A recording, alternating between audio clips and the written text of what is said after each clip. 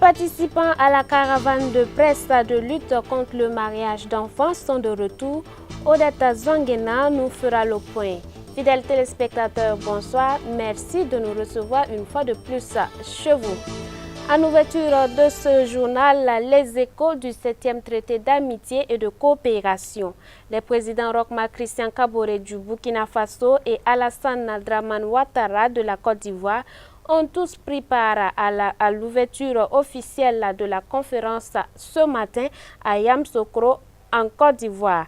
Le président du pays hôte se dit satisfait du chemin parcouru dans le cadre de ce traité entre les deux pays, même si des efforts restent encore à faire. La Côte d'Ivoire a annoncé qu'elle va porter à 90 MW sa fourniture en électricité au Burkina Faso. Et pour l'autoroute Abidjan-Ouagadougou, les travaux ont déjà commencé côté ivoirien. Le Burkina Faso annonce très bientôt le début des travaux de son côté. Et puis, comme évoqué dans nos précédentes éditions, la Coalition nationale de lutte contre le mariage d'enfants a initié une caravane de presse avec pour destination la région de l'Est où les chiffres sont alarmants. Plus de précisions avec Odette Zwanguena. Les statistiques du Fonds des Nations Unies pour l'enfance classent le Burkina Faso dans le top 10 des pays africains les plus affectés par le mariage d'enfants.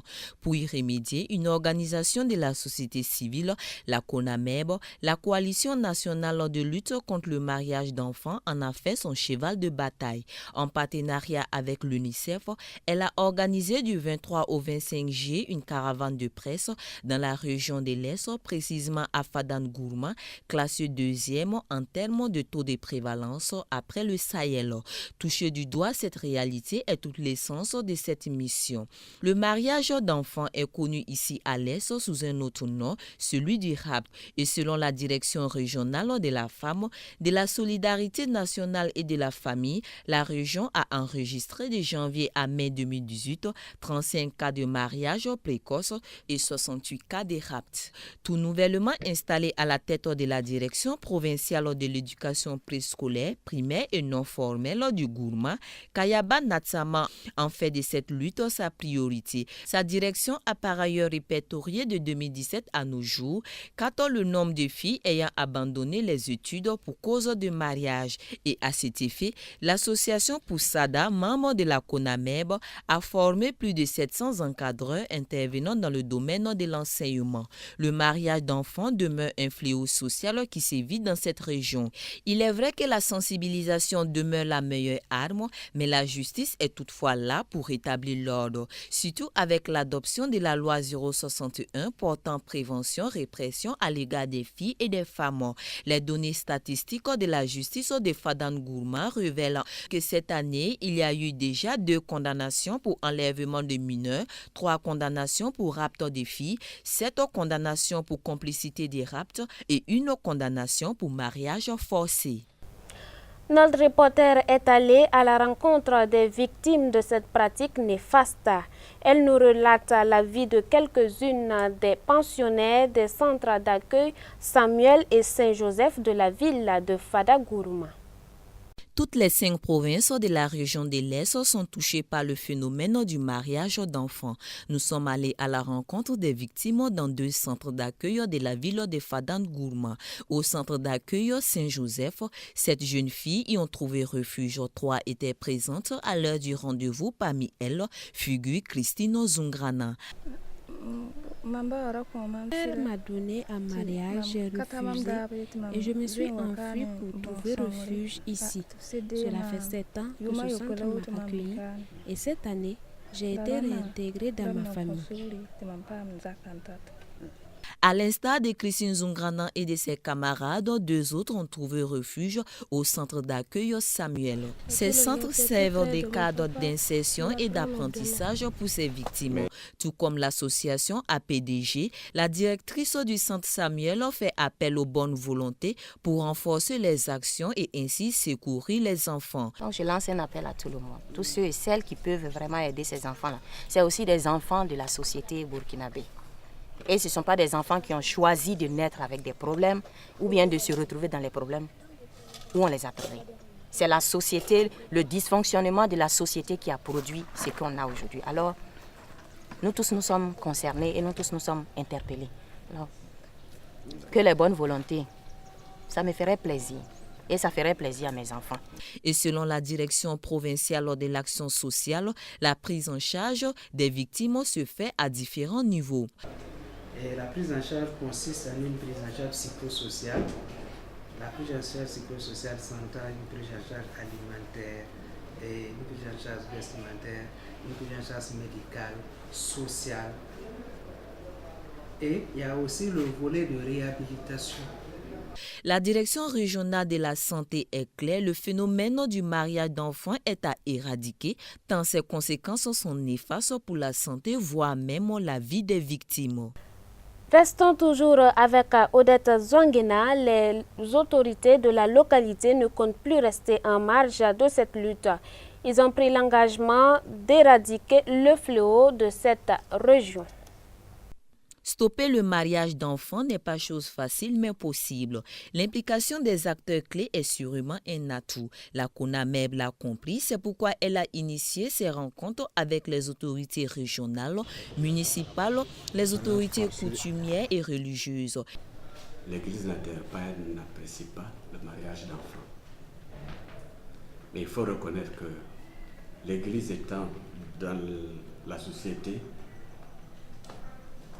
qu'on constate ce fléau de gauche à droite et que dans l'enseignement biblique, dans la formation des pasteurs, nous mettons l'accent sur le fait que le foyer familial est bâti sur le choix de la femme, libre choix, et le libre choix du garçon aussi. Et tous sont unanimes et engagés pour éradiquer ce fléau loin de la circonscription de la ville de Fadane-Gourma. Une décision qui réjouit la coalition nationale de lutte contre le mariage d'enfants au Burkina Faso et qui l'incite à fournir davantage d'efforts. Nous avons une stratégie nationale d'élimination, de prévention et d'élimination des mariages d'enfants au Burkina Faso. Une stratégie qui est étalée sur 10 ans, 2016-2021, élaborée par l'État. Et c'est déjà une trajectoire. Et nous nous orientons vers cela. Nous nous rangeons dans cette trajectoire parce que c'est vraiment le cadre national qui est prévu pour lutter contre la problématique. Et ce que nous faisons, c'est vraiment la sensibilisation. Et nous faisons également le plaidoyer auprès des acteurs étatiques et non étatiques. Et nous faisons aussi la prise en charge des victimes. Donc la coalition est là vraiment pour coordonner les efforts de la société civile pour contribuer à cette plateforme que l'État a déjà mise en place pour contrer le phénomène. Donc au sortir de cette caravane, nous avons entendu beaucoup de choses. Nous avons entendu le cri de cœur des victimes que nous avons visité dans des centres de prise en charge. Et je crois qu'au retour, nous allons mieux affiner nos stratégies. Le cap est mis sur Ouagadougou. La coalition est plus que jamais déterminée à réussir sa mission de stopper le mariage d'enfants au Faso. Et cela, elle compte bien sur l'appui des hommes des médias. L'actualité hors de chez nous, au Nicaragua, le gouvernement de Daniel Ortega remet en cause le rôle de l'Église dans la crise que vit le pays.